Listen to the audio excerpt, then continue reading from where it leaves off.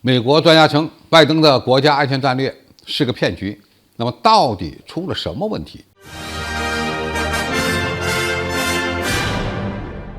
各位网友，大家好，我是付天少。近日，拜登政府发布了上任以来的第一份国家安全战略文件，从而确定了美国未来几年的军事安全战略的顶层设计。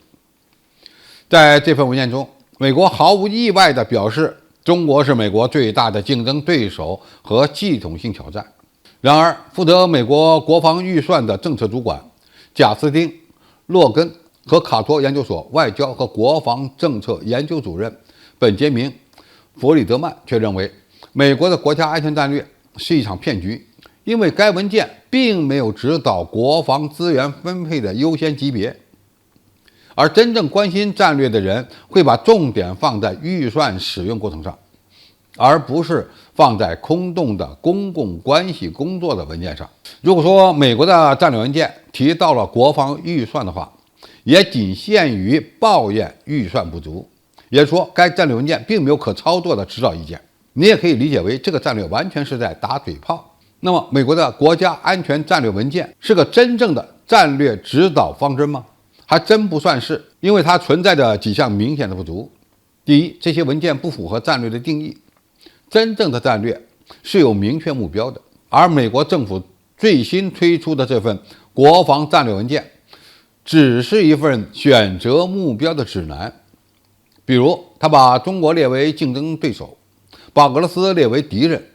但是呢，并没有说在预算层面如何应对中俄所带来的挑战。第二，这份文件对国家安全的定义并不明确，比如以中国的竞争实际上并不算是国家安全问题，他们指出这是对定义的滥用。第三，美国的战略文件往往过于笼统，谈到具体问题时比较夸张，助长了美国对遥远挑战的夸张反应，好像在利用中国的发展故意制造焦虑，更像是为了证明战略安全文件本身的重要性。而真正的战略是需要定义国家任务，然后指导各个部门合理的分配资源。这份新的战略文件认为，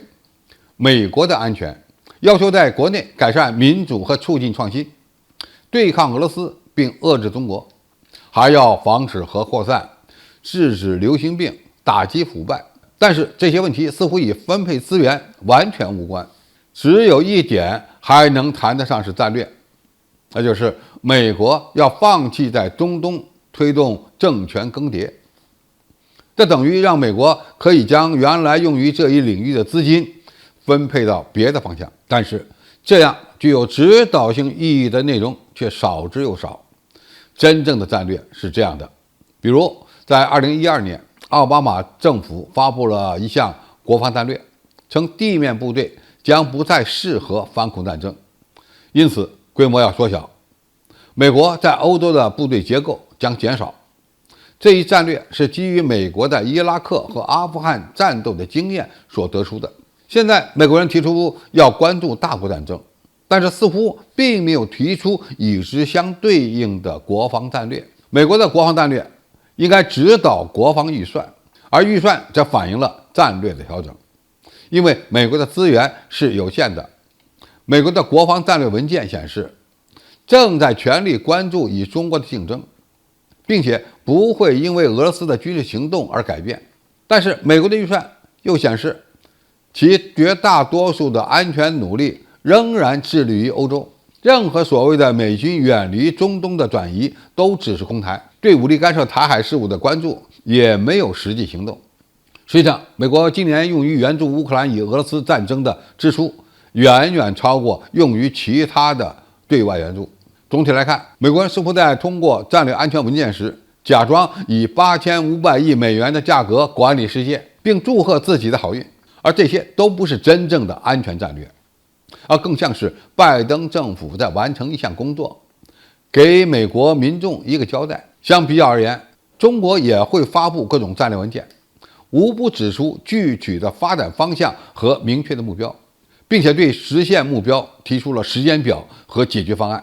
比如，中国的国防安全战略提出以机械化为基础，以信息化为主导，推动信息化、机械化复合发展，实现军队火力、突击力、机动能力防空能力和信息能力整体提高等目标，这才是真正的军事战略。看来美国的军事专家真的要好好向中国学习学习了。好，今天的评述就到这里，谢谢大家收看，我们下期再见。